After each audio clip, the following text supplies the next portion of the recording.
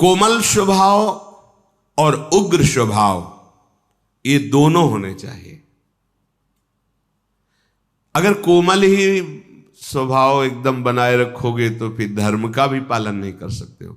कई बार जैसे कहा है कि आपकी दृष्टि में पावर होना चाहिए।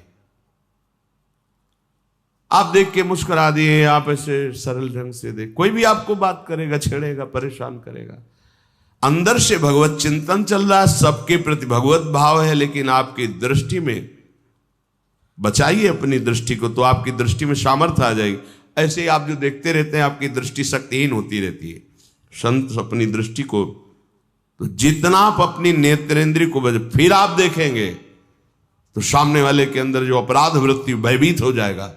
दृष्टि में बहुत तक सगर के जो 60,000 पुत्र थे, वो बड़ी मनमानी करके वो किसी ने घोड़ा बांध दिया था कपिल आश्रम में। भगवान कपिल देव जी तो अपने ध्यान में ही थे, बड़ी उद्दंडता शुरू कर दी आश्रम में। तो केवल देखा ही था, भस्म हो गए। संकल्प नहीं किया था, ऐसा शास्त्र में लिखा है कि उन्होंने संकल्प किया हो जाओ भस्म, ऐसा कुछ नहीं, केवल देखा ही था, भस्म हो गए। उन्हीं के उद्धार के लिए तो भागीरथी गंगा जी का प्रादुर्भाव भूतल पर हुआ। तो सदैव कोमल स्वभाव नहीं रखना चाहिए। प्राय हमने महापुरुषों में भी देखा है, कभी कोमल बर्ताव तो कभी उग्र स्वरूप। उसे क्या होता है कि उद्दंड मनों पर अपने आप शासन होता है। बहुत दयालु हैं, बहुत कृपालु हैं, बहुत करुणामय हैं, तो आप देखो तुम्हारे मन की दशा क्या। अरे कुछ नहीं, 2 मिनट के बाद तो देखते हैं ना वो। और जब ये पता है कि अगर तो फिर हमें दंड मिलेगा, निष्कासित कर दिए जाएंगे, नाना प्रकार का क्लेश मिलेगा, तो मन भयभीत होकर सतमार्ग में चलता है। इसलिए भगवान का कभी शांत स्वरूप देखा जाता है, कभी उग्र स्वरूप देखा जाता है।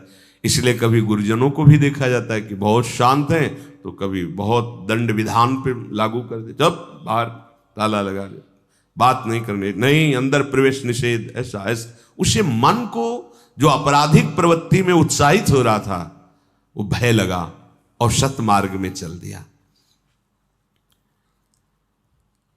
यद्यपि कोमलता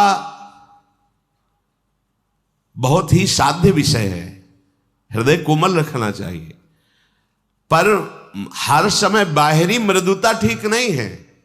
जब बचाने के उद्देश्य से दमयंती जी को छुआ तो कुछ नहीं हुआ, और जब काम वासना तो उनका सावधान कदम आगे नहीं।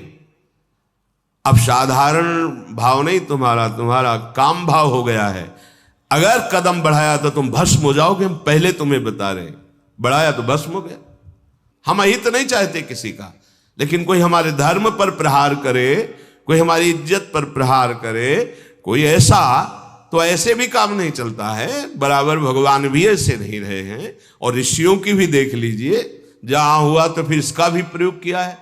कहीं तेज की जरूरत होती है, कहीं क्षमा की जरूरत होती है। हर समय क्षमा ही क्षमा नहीं, और हर समय तेज ही तेज नहीं। क्षमा भी बल है और तेज भी बल है, और वही बलवान है जो भजन बल से युक्त है। जितना तुम में नाम है, हाँ देखा है, नाम का प्रभाव देखा है, भजन का बल देखा है।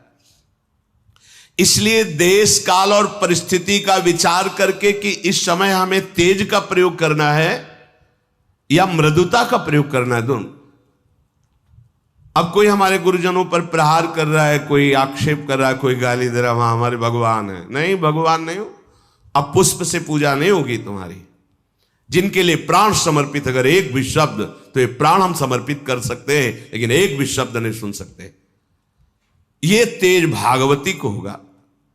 सर्वम खलमिदम ब्रह्म की सिद्धि किए हुए महापुरुष की बात कह रहे हैं।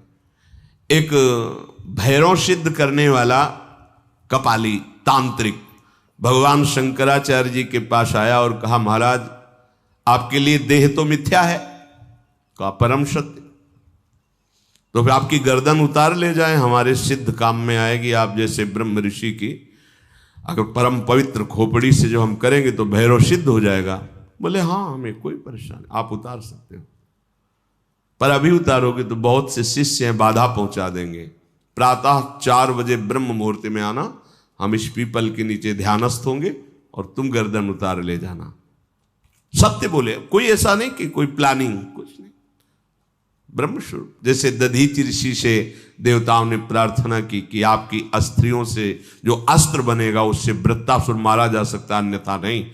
शांत हो गए, अपने प्राणों को ब्रह्म में स्थित करके छोड़ दिया शरीर को, और उनके परम पावन दिव्य तपोमयी अस्थियों से वज्रादि बड़े अस्त्र बने जो अमोघ अस्त्र कहे गए।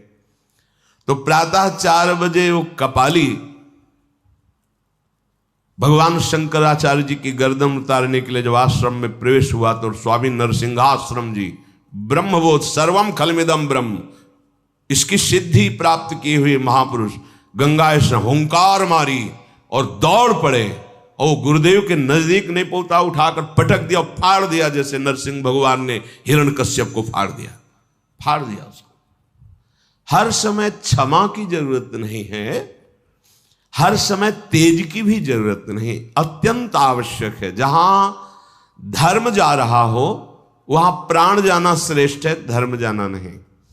जहां हमारे पूज्य आराध्य देव गुरुदेव का कहीं कोई किसी भी तरह से, वहां हमारे प्राण समर्पित होना परम धर्म होगा, ना कि वहां क्षमा।